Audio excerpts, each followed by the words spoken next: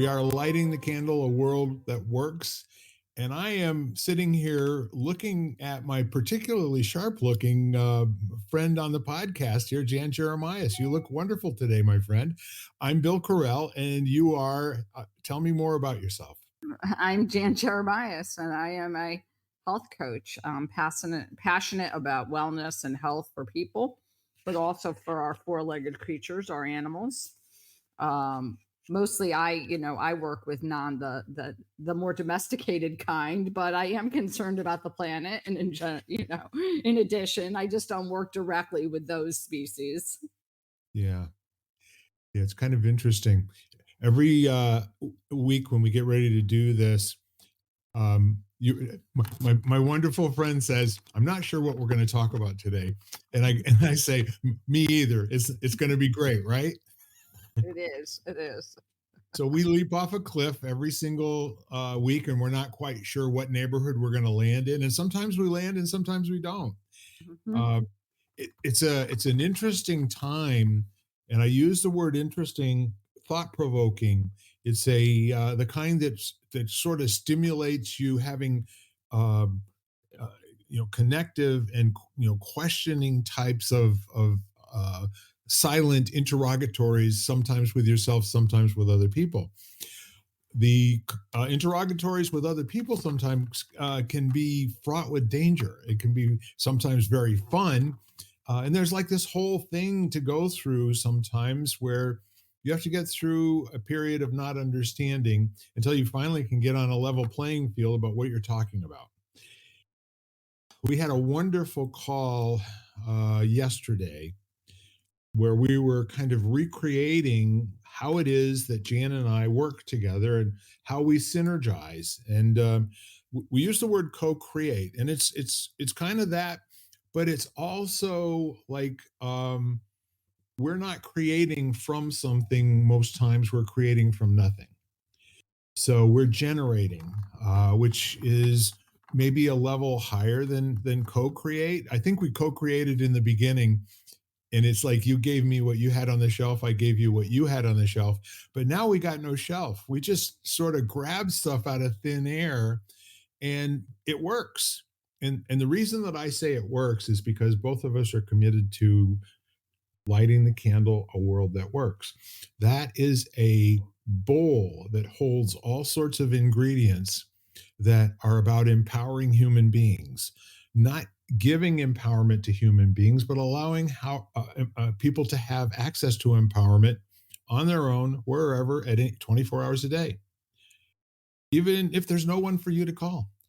And that is why I'm particularly taken with your earrings and your glasses, and you just look wonderful today, my friend. Oh, thank you. I'll take it. I'll take that compliment and appreciate it. It's interesting how certain days you feel like you look, and other days, like it's like when you feel fine and people look at you and say, "You look really tired," or something, or you don't look well, and you're like, okay, and then you can be feeling like, and people will say, "Oh my gosh, you look amazing today." And you'll be like, really? Like, because I don't necessarily feel that way. And so it's always interesting when something like that happens when it's not congruent with whatever's going on. But that really wasn't. I just thought it was kind of funny when you said it because I was like, okay, I'll take that. Like I don't know that I really feel like I'm looking particularly amazing today, but I definitely will take the compliment, which I'm not necessarily really good at doing. And Well, it's my goal to get you some muscle in that area, okay. because as Okay. time goes on, you're going to be hearing many, many good things. And I know you have in the past, and none of those are useful to you in this moment right now. But life is about stringing moments together that work, in my opinion, you know? And one of the things that works between two people is if you can authentically compliment somebody on what you are experiencing right this second, and it may not be something you've ever said to each other before, and it also has to be something that is coming out of this moment in this experience, as I'm really kind of pointing at. So, since we have no place to go in this conversation, I'm real interested in kind of examining what you said, our human thrownness to be either suspicious, skeptical, or denial of a compliment that's given to us. to us. I mean, and I was thinking about what you originally opened with, that we don't necessarily start from anywhere. Yeah. And,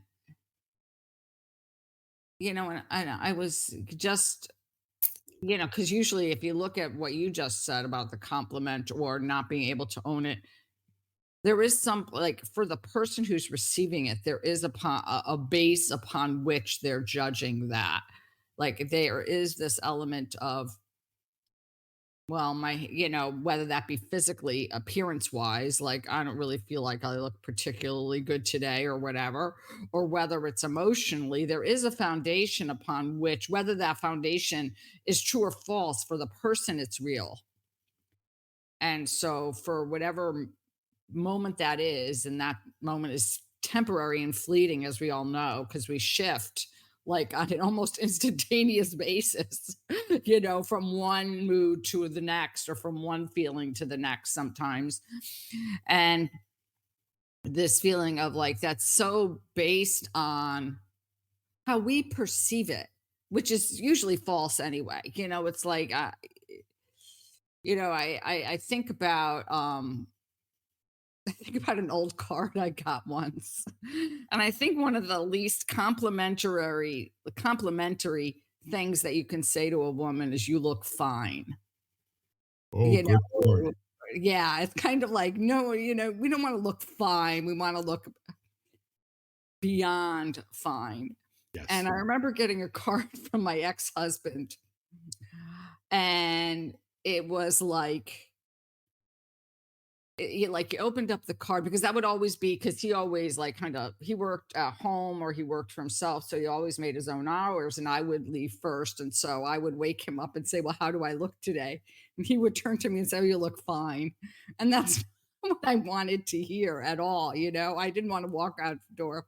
And I remember saying something like, I remember saying that, and then he ended up getting me this card that said something like, "You look fine." And then it opened up and it was like, "You look fine as wine," and "You look like," all these different, like, kind of things. And I Yes. remember it was kind of like he said it and then he handed me the card, like, of like, "Don't get upset because I have this card and look at what it says."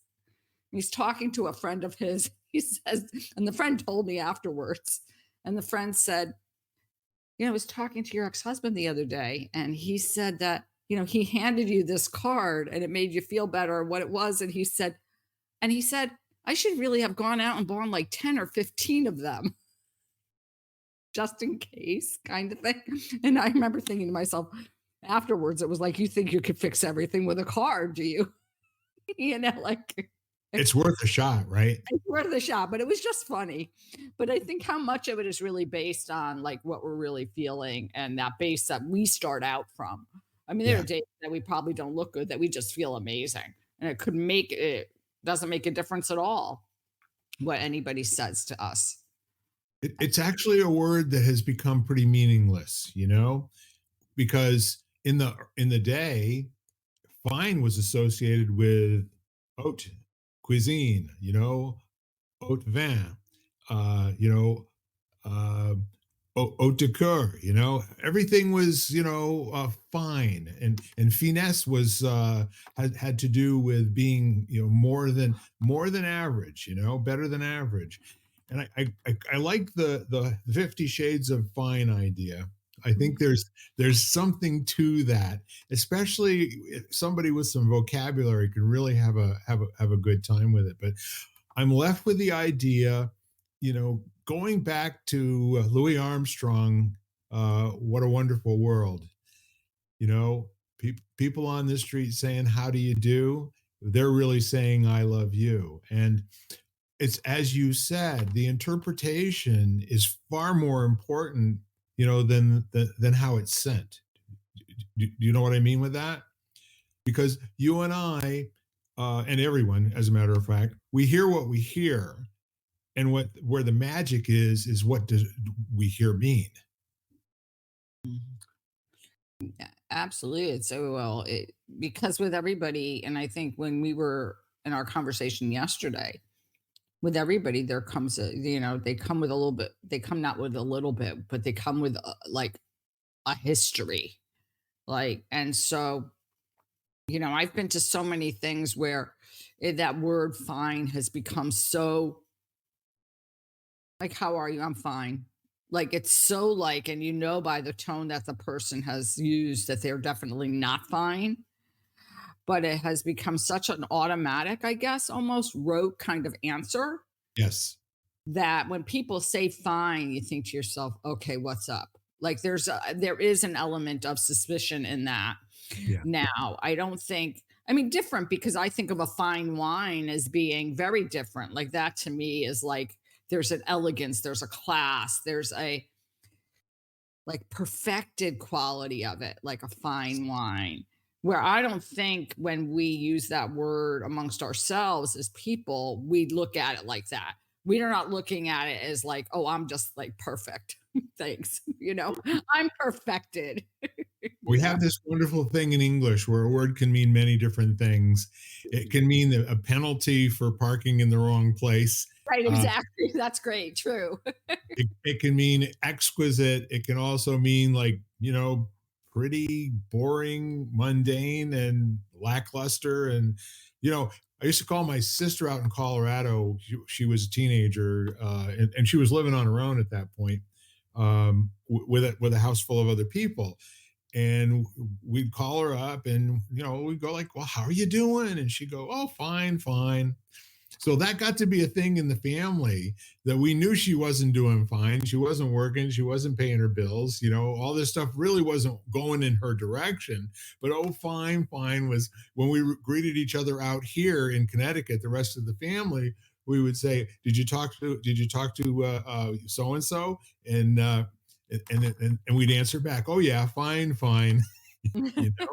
Well, it's sort of like when I hear the word years ago, I called my mom and dad, and my mom was sick. And I think she didn't want us to have to go down to where they lived Right. because it's an airfare and whatever. And when you asked her how she was, she says, "Oh, I'm managing." Well, we got down, my brother went down, and then I went down, and she was in the hospital for like 2 months afterwards. Right. So whenever she says that phrase, I'm like, "How are you doing, mom?" She says, "I'm managing." I'm like, "Okay, what does that mean exactly? Please share a little bit more with me because that isn't telling me a whole lot." So that's the way I hear when I speak to people and they say they're fine. I'm like, "Okay, really tell me what's going on." Like, Yep. really, I'm really interested in how you're doing. And there's a lot of shades of fine. Like there's a lot of there's like like a rainbow of fine. And so Yes. please share a little bit more. And maybe that's what it's useful for, is to kind of Right. open up that dialogue, to sit there and say, okay, well, what does fine mean to you? Like share a little bit more about that with me. Well, context is everything, isn't it? In a culture where we typically say, a lot of people will say, how you doing? And then I always answer terrific, because I have recognized and really kind of proven to myself over and over again about the law of attraction, and what comes out of my mouth needs to be responsible for what I want to be in the next few minutes and the next few years, right? So what I've definitely found is that my emotional state is something that I've got, a little bit of say so about. And that's an important thing for me to notice. And it's not like a fib either, because if somebody asked me, how are you doing? And I wasn't ready to say I'm terrific, like a declaration, what I would basically say is, I got a few things on my mind. you know I've got some things that I'm chewing on. I got some things that I'm working at. I have some unresolved issues that I'm figuring out how to win. It's always going to be in that context. And I learned this from a guy, I don't know, at least 40 years ago.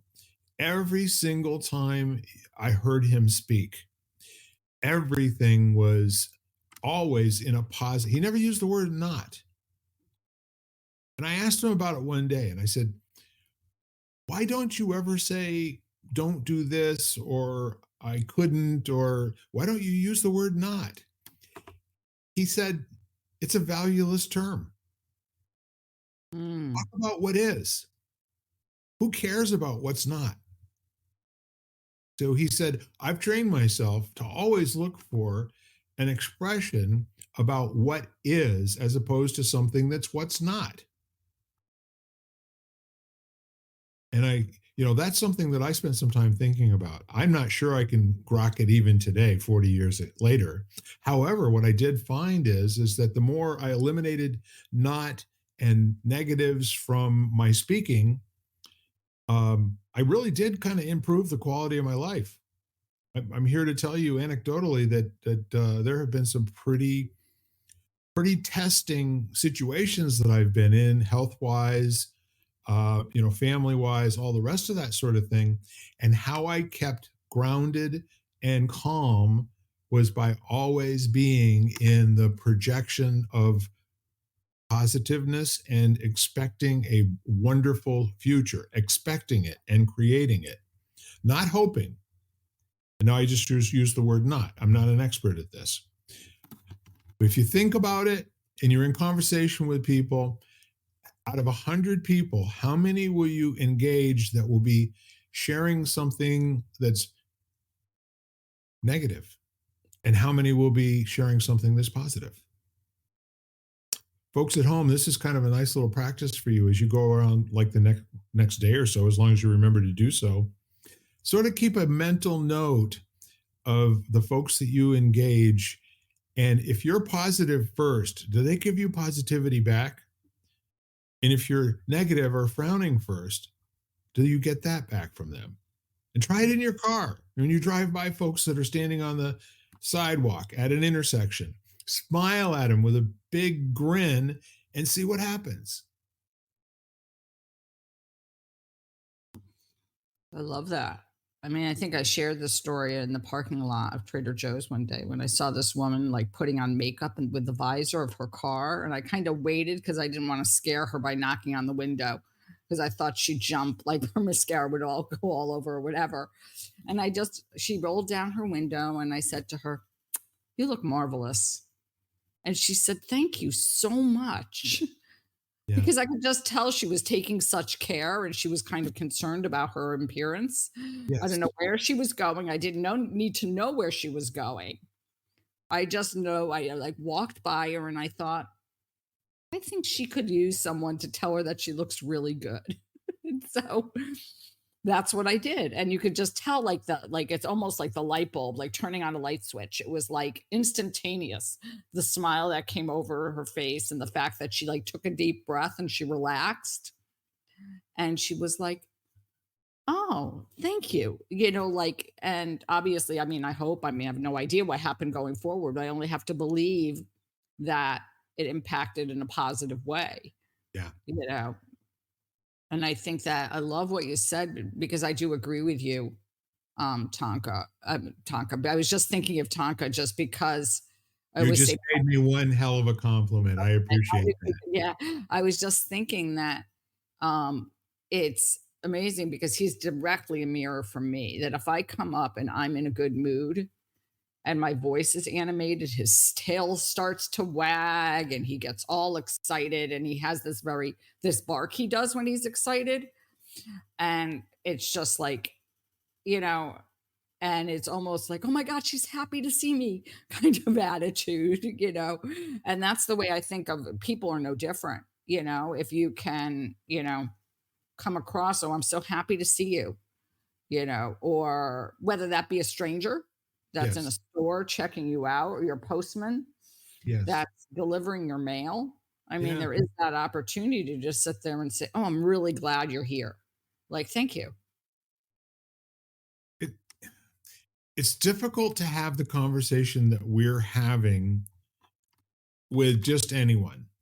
And the reason I say that is because we live in an environment. You and I don't spend an awful lot of time dealing and trafficking in all of the nonsense on television and cable TV and all the rest of that sort of stuff.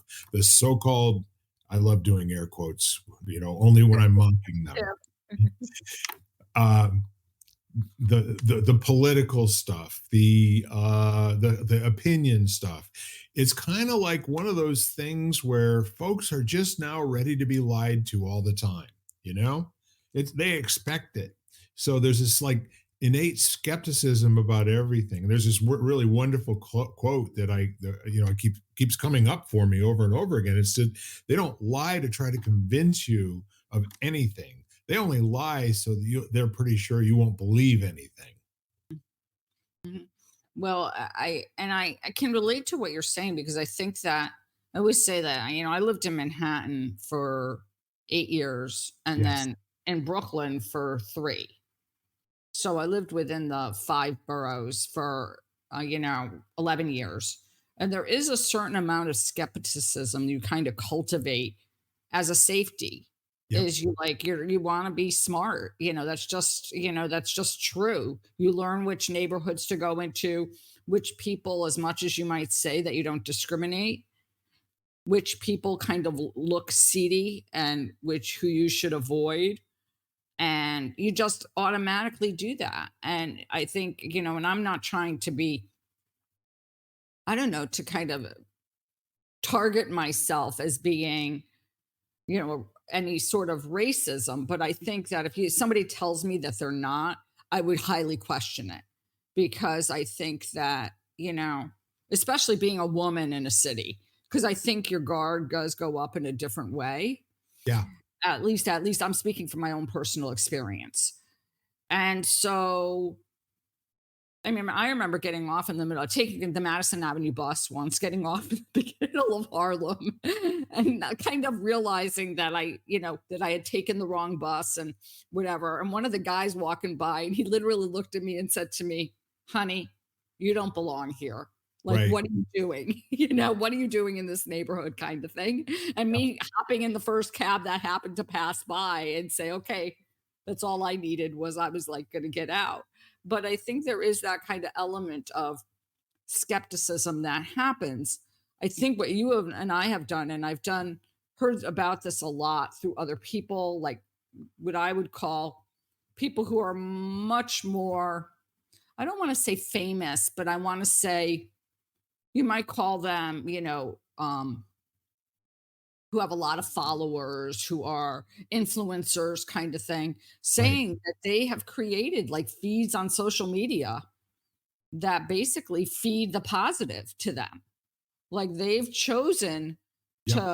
to, one woman said that she chooses things like she has stuff that gets on her feed about, like, there was something about like synchronized, like this drone taking pictures of a whole series of dancers from above, and the synchronicity and the beauty of it all and this formation kind of thing, or animals, and another guy posting like saying that he follows. And I think that that was a choice they made, was like, I don't need to be fed this constant negativity all day, every day, between the news, between social media, between what we think ourselves anyway, a lot of the time, which might be, depending on your predisposition, might be negative or just fearful. And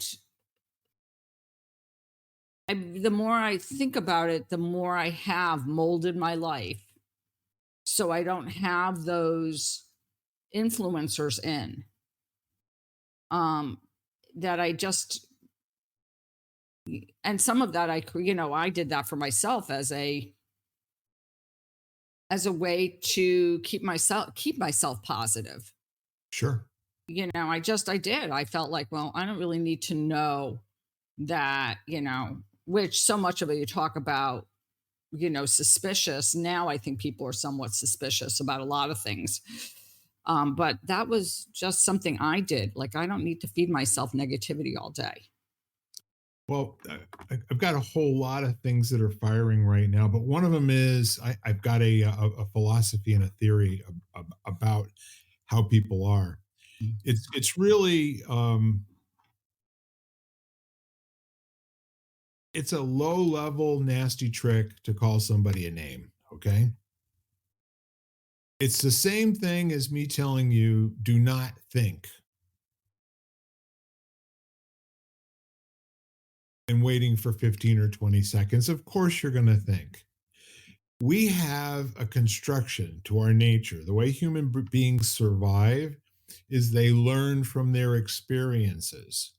Those experiences, the trauma, the joy, the love, all of the emotional stuff, the things that worked, the things that didn't work, they disappear into the subconscious and they arrive to protect you like a firewall.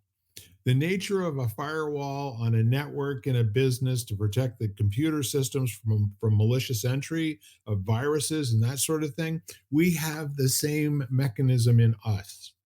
And that mechanism is not something that we necessarily program. We have to program ourselves to notice when the mechanism isn't serving us. That's the important part here. If we were to have a conversation about when you notice that there's a feeling that you get that comes up about something, engaging a person of another color or with an accent, or being in a dark neighborhood where the corner street lamps are out. You learned all of those things, through experience. Don't discount them and don't give yourself a name about it, okay? And don't accept that somebody else is naming you. And for God's sake, don't name other people. Okay. Mhm, mhm. It's all what keeps us alive.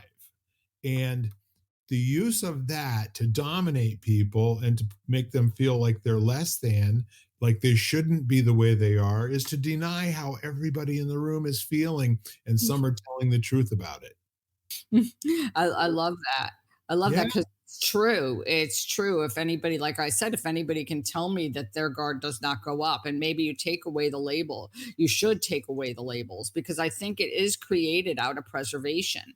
I mean, thousands of years ago, those were the warning signs. If you wanted to survive, you had to learn what your environment was like. You had to learn what your surroundings were.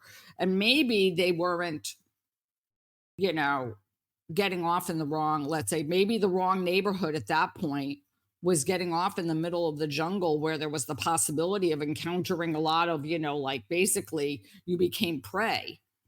You could be food. Yeah. Right, you could be food, exactly. You could be food on the food chain.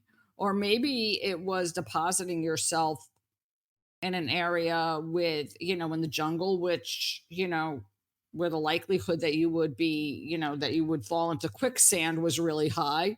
Yeah. And then all of a sudden you had to navigate geography and terrain and all that kind of stuff. So it was formed with the intention that you evolve and that you survive by Yeah. learning. And Well, now the jungle's a bit different. it is, and we're in a psychological jungle now. And some smart people back in the 50s, 60s, and 70s learned how to use that as a tool and a weapon, especially in academia. What they learned was any time that they told somebody something that was positive, like a compliment or something like that, they'd forget about it 10 minutes later. Anything negative, any type of a criticism, they would take it on like it's made out of stone and be very, very real. So they learned how to. Remember, we used to have these terms called bias Oh. and prejudice. Bias. I can actually hear George Carlin saying this, though he never had this routine. George Carlin would say, "Bias. It's such a happy sounding word. How could it be bad?" Well, see, they took those 2 words and they made them into weapons. You're prejudiced and so knowing that you're prejudiced means that you're a defective human being. And as a defective human being, you don't deserve all that life has to give you because you haven't earned it because of your deficiency. They've refined that into a lot of new words that go far deeper and are far harder, to take on board and separate yourself from. So join the party and say, yes, I am prejudiced, I am biased. So what? My goal in life is to have those prejudices show up for me where I can do something about them before I hurt somebody else with them. But I know they're there. I just don't know where they are. And my whole goal in life is to unconceal those things that are holding me back.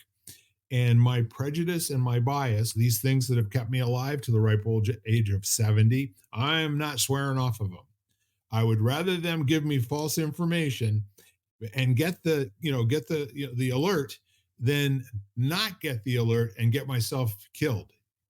Well, and then on another note, even if you could just take it, you'd rather get the information and kind of examine it and say, well, is this true for me now? Like right now, is Yes. this useful for me and is it true? Or is it an old trigger that's coming up around something? And this is not that situation, really. I mean, if you look at it, in some way you felt threatened and all of a sudden your guard went up.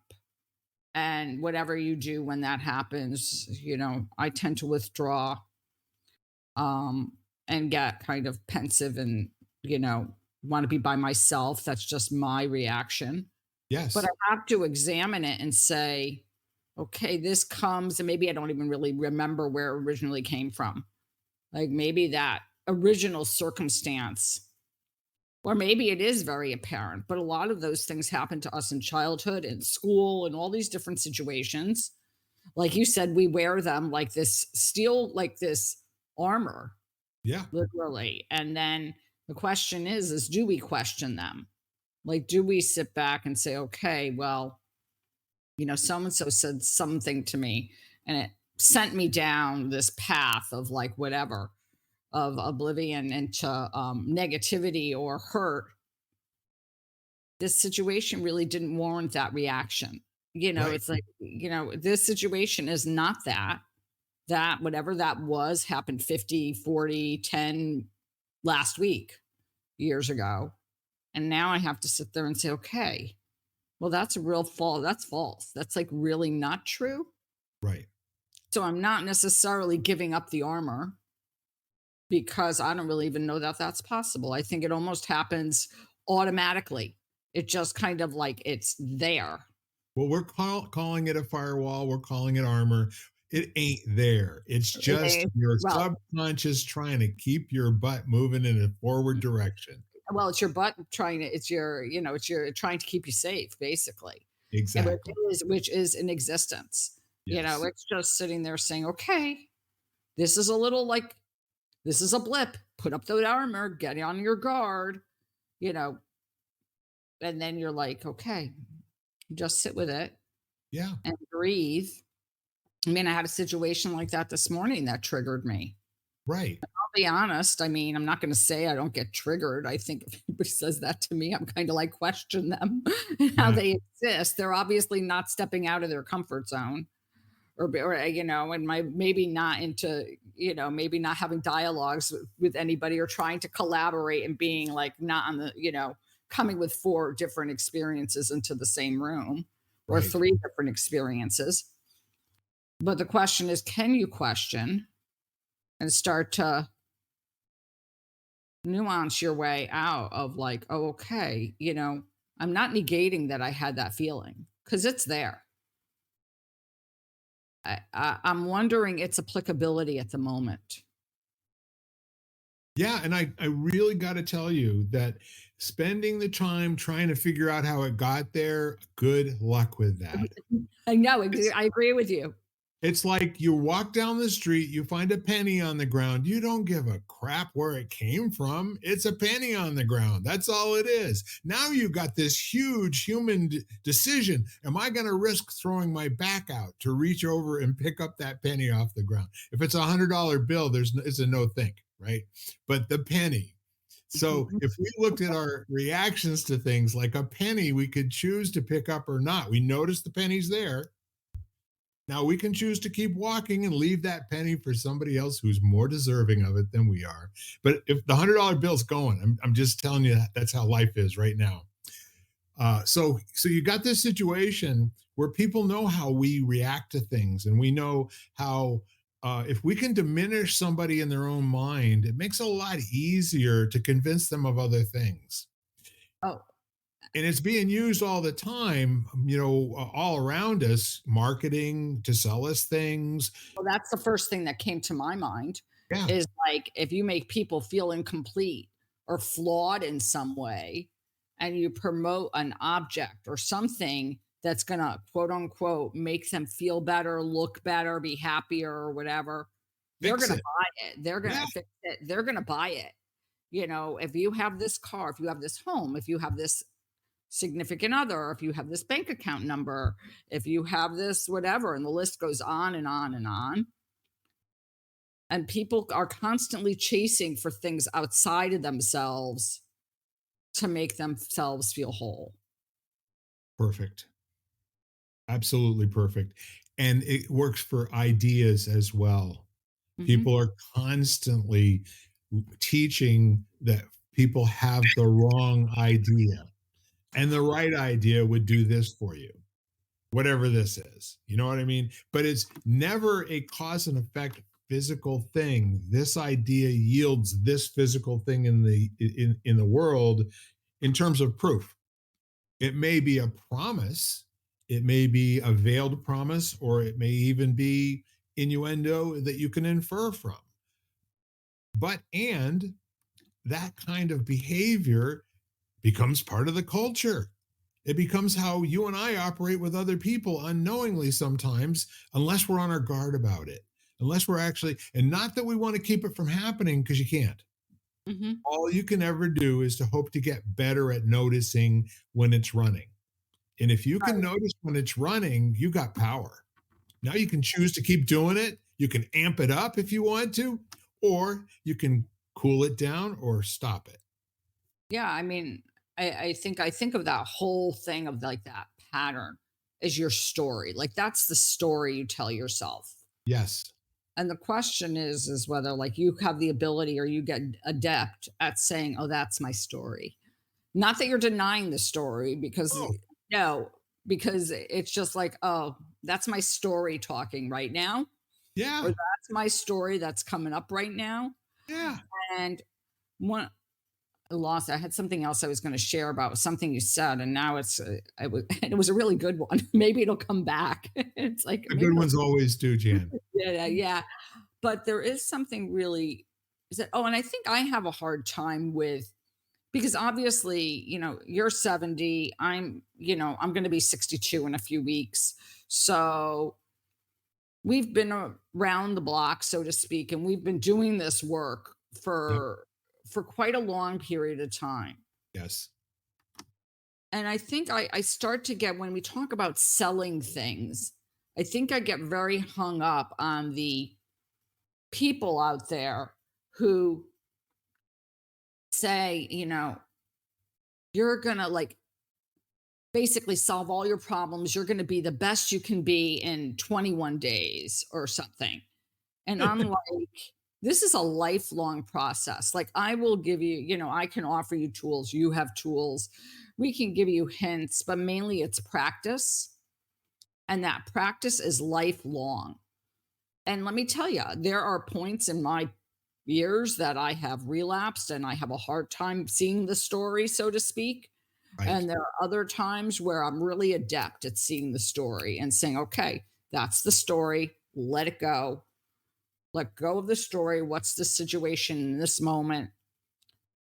Move on. Like, and go forward or move on or just, figure that out, but not looking at like taking it for what it is, like that specific circumstance.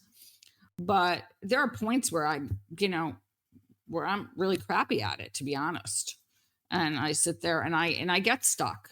And then I have to, hopefully speak to somebody or Well, we've sit. been meaning to talk to you about that. All the rest of us that don't have that problem, you know? Thank you, Bill. I'll take all the help I can get. No you know? worries, no worries. I was sent to, engage you in a very positive way, hopefully. See, the No, thing of it is that you and I tell the truth, about our foibles, our weaknesses, the thoughts that are not mainstream that you just can't normally say in groups. You can say them after you've had a martini or a cocktail or something. But the thing of it is that when you really kind of dive down into it, the the tension in our lives comes mostly from we're not good observers of what's happening. we interpret what is happening and we make it mean something. And then, as you eloquently said, we have our story about what happened. Nothing that's even close to what really happened. And when you start to get trained to say, well, she walked in with a huge knife and stuck me in the back. And the next thing I knew, I'm on the floor bleeding. Well, what really happened was is she came into the room and she said, how are you doing today? Did you take the trash out yet? You know? So the story's a good one. I mean, and we love those emotional, things that are similes or metaphors that don't describe what really happened, in particular. But if someone did come in with a knife and and stabbed you in the back and you didn't fight them off with all you had, you deserve to be on the floor bleeding. But that's not what happened. That's your story about what happened. Now that's an exaggeration, but you know what? We do a lot of that. If you listen to women talking to each other, not men so much, because men don't talk to each other quite as much as women do sometimes. In my experience, in my humble experience, there's one of my biases and prejudices coming out. So the point is, they used very descriptive language to be interesting, very descriptive language to be entertaining, and we guys do the same thing when we're describing sports events or things that are coming up. But you see these things like an ad on YouTube where they're talking about this device that you put on your abdomen that emulates 10,000 crunches or 10,000 sit-ups in 10 minutes, and it's like, do you think anybody really believes that? Do you think there's anybody that believes that the abs on that dude came from a device that cost $69.95 and it delivered all of that in 20 days? Well, it seems Well, like we've gone backwards a little bit. I always feel that way with like weight loss programs and things like that. Yes. Because I always feel like if it was that easy, everybody would be thin.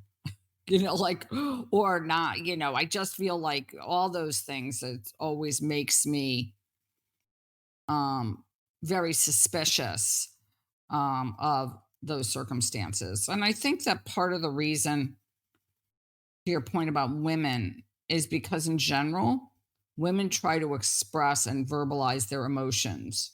And Yes. those require stories or language if you want to articulate it, which usually falls short of exactly the way you're feeling. I mean, there's not really, and that's why if you look at some ancient languages, there's no word for some of the stuff. Like English has tried to come up with a word, but in other languages, there are no words.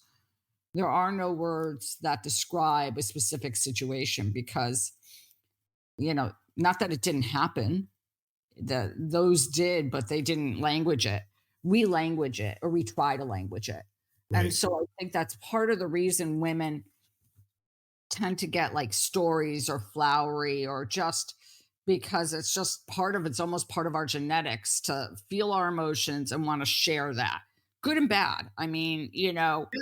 I think it has real positive aspects in a lot of ways. And then obviously, you know, it has negative, like I don't want to say positive or negative. I think I'm not quite sure. I don't want to label it. So I just think that that's what happens. And then there are times when I can say, honestly, there is no language for what I'm feeling and I can't express it. And I've given up the need to do that. Like I don't really I'm like, okay, well, for whatever reason now I don't have the words, Yes. and that's okay. Yeah. Maybe at some point I'll be able to articulate it and that's fine too. But for right now, I can't and I won't because I don't want to. And then I think there are certain circumstances where you cannot articulate and share exactly what it is. And I think we both know that because we've both talked about grief quite a bit. And I think that's part of the people's uncomfortableness around the whole experience is because they don't have the words and they Right. feel like they need to have words. Yeah. I got to tell you, I came up with something today. I'm going to look for it in a minute, but um, what you're talking about, and again, whenever we're giving examples it's an example out of context. And we're certainly not saying that all human beings are like this all the time, Mhm, but we do have a design that got us to this point in 2024, where those of us that are still growing, and actually moving ahead as a species all around the world, we're constantly playing with language, because language is where invention occurs. Language is where we start to express ideas, and ideas almost always have an emotional element to them as well. So what I'm saying to you is that when we say that women do this, well, culturally they've been trained in some circles to speak in a particular kind of a way. I mean, if mhm. you watch, Housewives of New Rochelle, or uh, of Schenectady, or you watched Absolutely Fabulous, or you watched Sex in the City, or any of those kinds of things, that was training, like how people that are affluent behave with each other and the kinds of things that they say. Well, no, it was entertainment, and they wanted you to buy into the fact that that people of that ilk spoke that way. You know what I mean? They Mhm. got paid to speak that way. But I think on the other hand, like, I think that it's also in the opposite. Men have gotten trained in the opposite direction.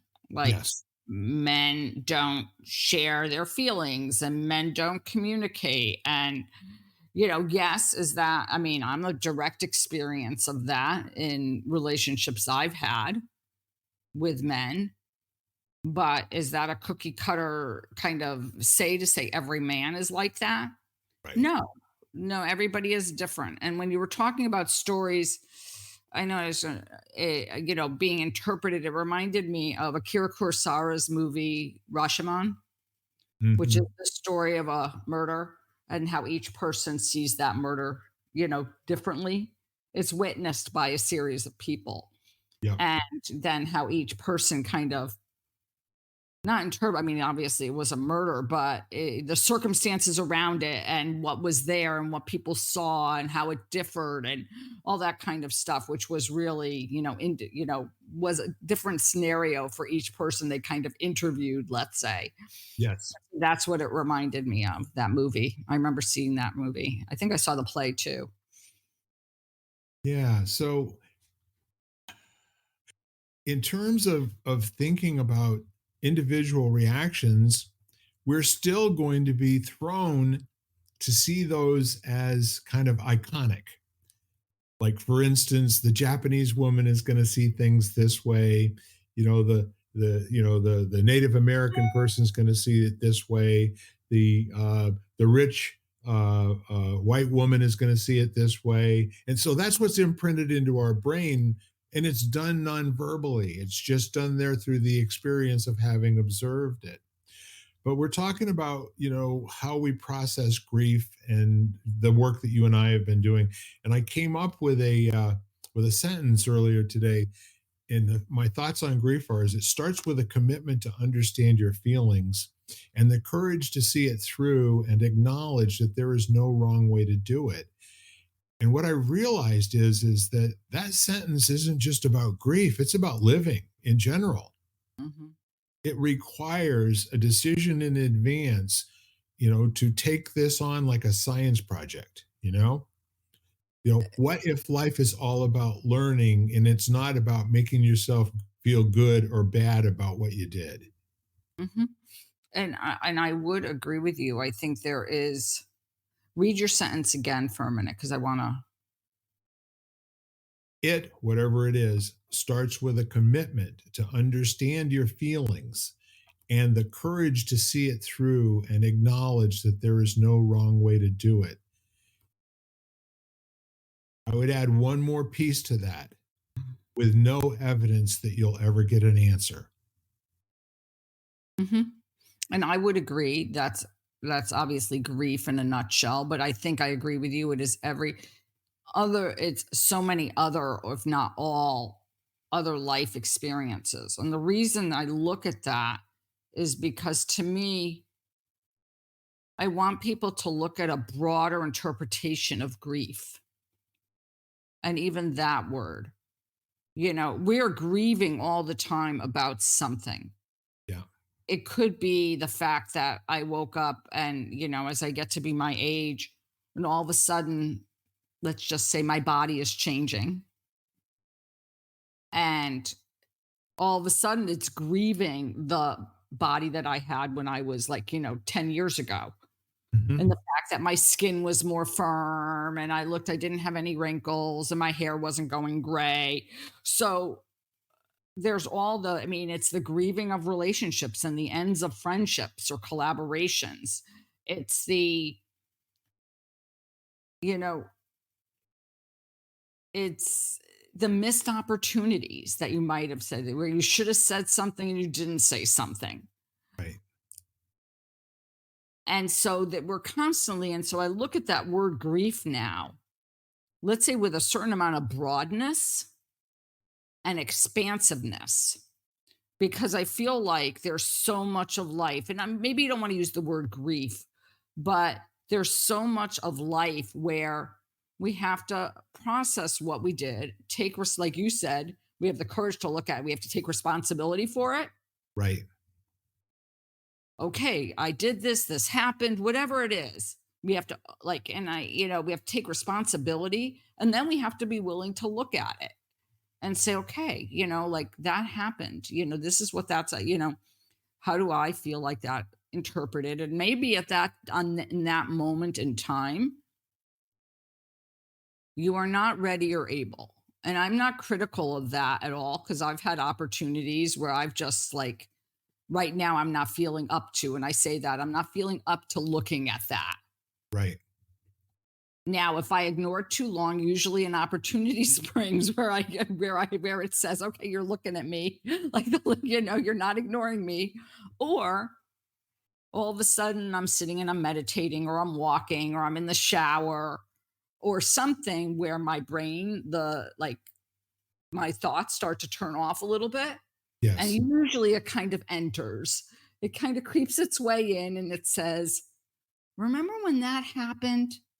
You didn't look at that yet."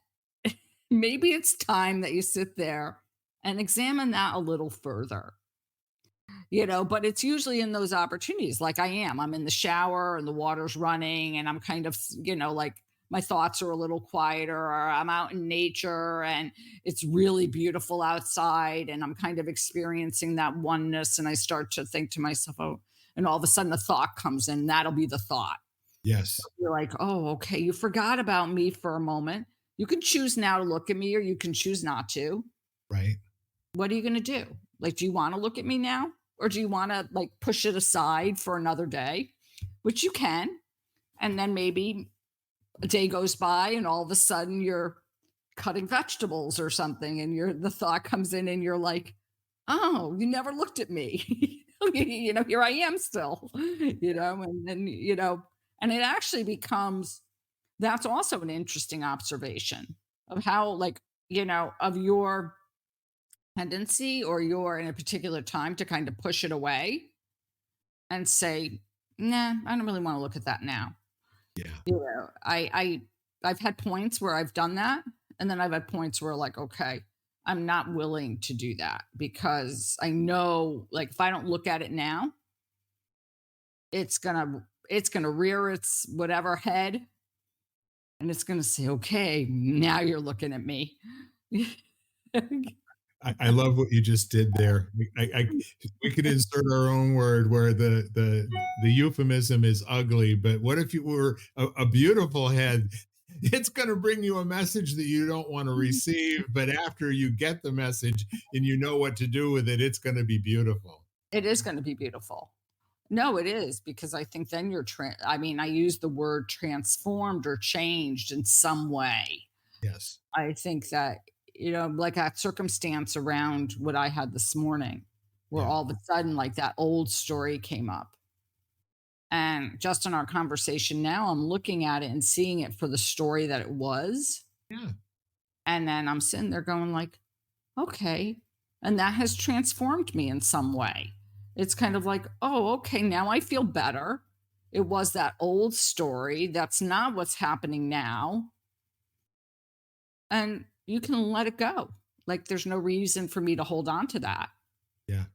And that's the beautiful, beautiful thing because then you're like, oh, okay. Then you realize you can do it too. I think that it's like it's like any sort of muscle you start to work like in a practical sense. The more you use it, the more you're able to, the stronger you get. And I think the more you practice it, the easier it gets. So that Agreed. you're like, "Oh, okay, I did it last time. Let's look at this one and say, oh, okay, this is similar, this is different, you know, this is the story or whatever. Okay, next." Yeah, it's a remarkable thing, this life, such that maybe you're not even going to notice that this is similar or different. Different. All you'll do is after you did it, you'll go, "Crap, I really have gotten better at that." You know?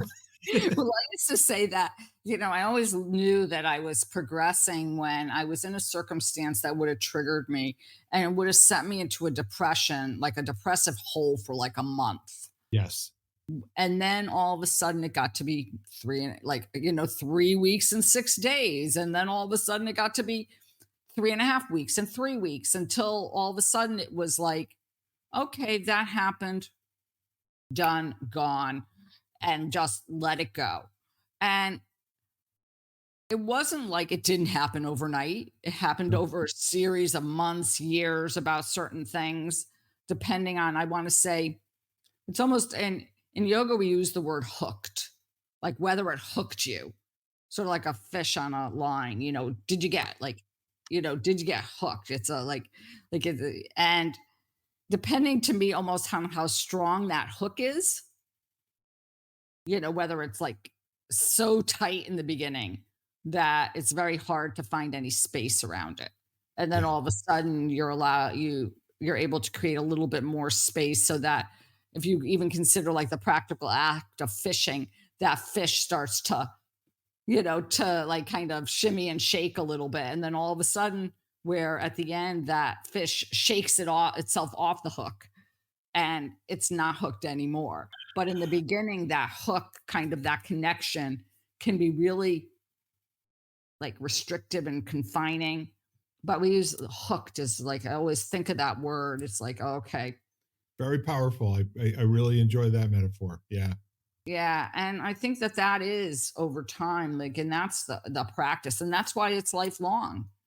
I mean, because I think there are circumstances, and it also depends on what else is going on. Like I know you had a series of losses in a relatively short period of time. And I think when you're being hit by something over and over and over again, it's kind of like you're constantly in that kind of mode, like where you've held your breath because all of a sudden you get that circumstance and it happens. And then you're like, again, you're hit almost. And it's very, so I think sometimes it really does come from where we're at when we begin. What else is going on in our life that happens to be, I want to say, and in some ways, I think to me, and I'm not going to the negative, but I always think of,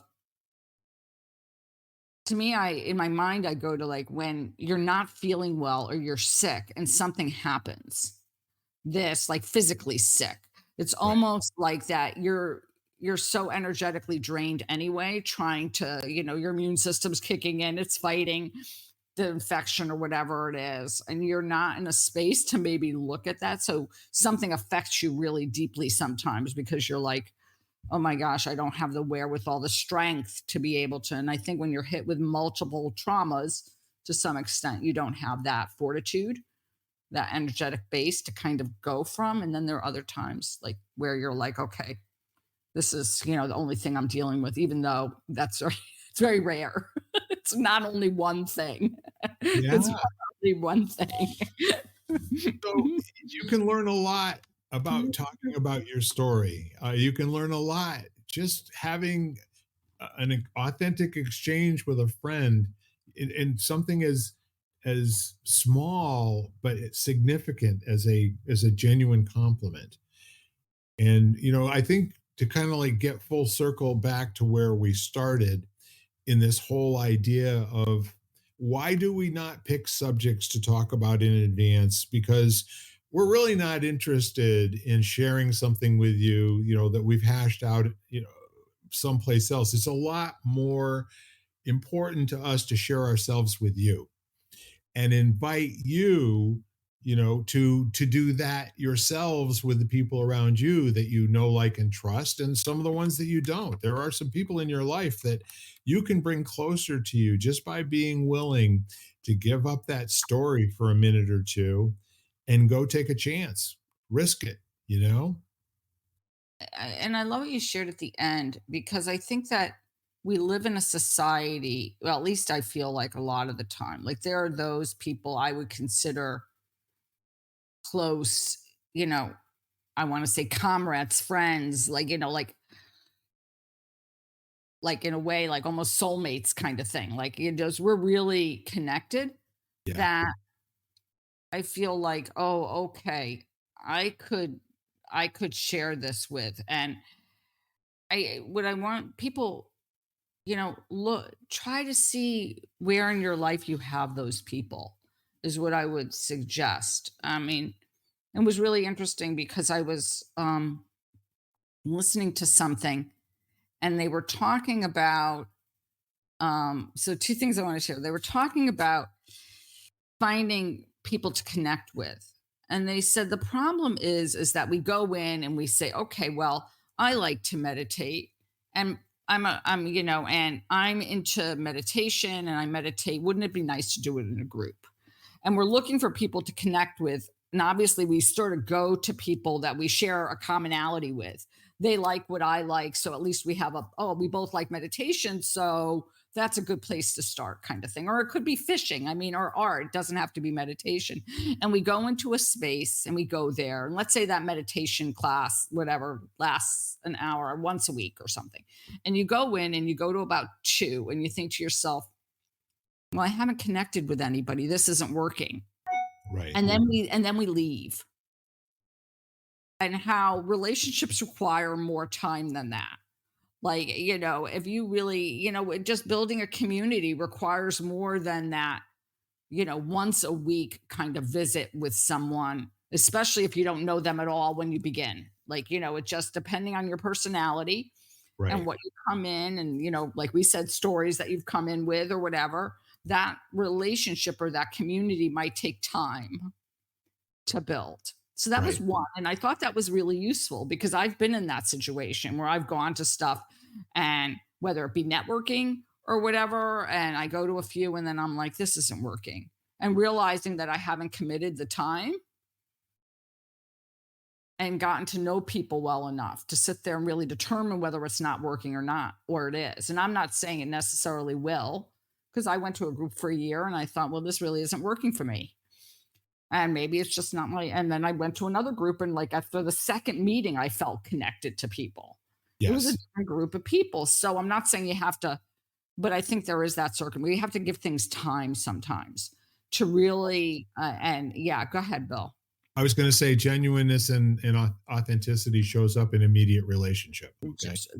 Absolutely. When you're not That was related to people around the screen, it's because they're not really sharing who they are, you know? absolutely. And that was part of what I got was these people felt very inauthentic to me. Right.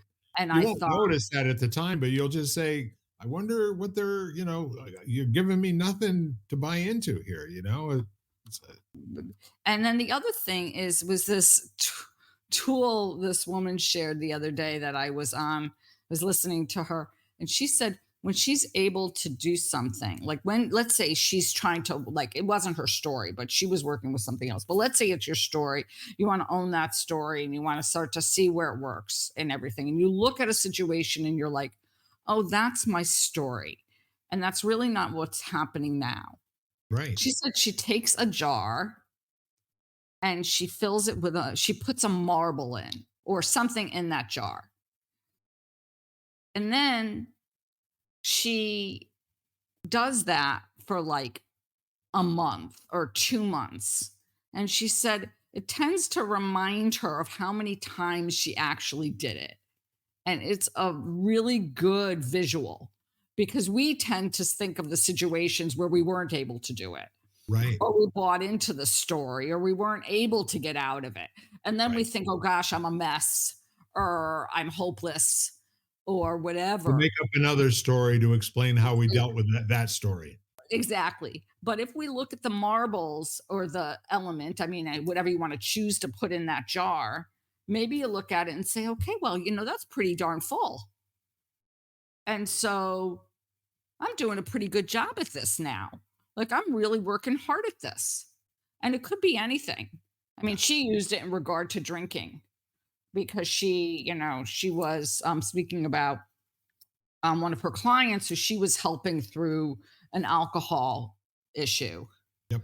And so the woman would sort of like, okay, well, 3 days this week I had a drink.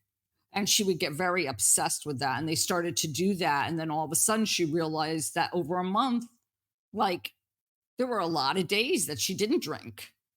And so maybe she could focus on those Right. versus focusing on the days that she actually, what she says, like, weren't good because she broke down and she had a drink. And so I loved that idea. And I thought, I'm going to adopt that for different things that I'm trying to do. It doesn't have to be alcohol. Yes. Like, maybe it's the days, I do meditate because, or I sit down and I meditate, or I do some form of meditation or journal.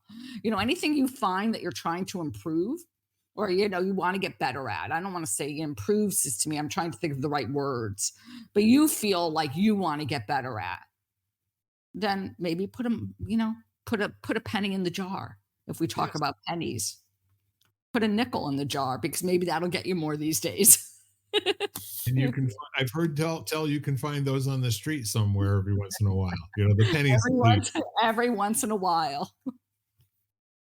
Well, here's what I'm taking away today after this wonderful conversation is that the trust that comes in making a genuine outreach to another human being and being willing for it to be accepted or rebuffed or any reaction whatsoever is a vulnerable state that is worth being in from time to time.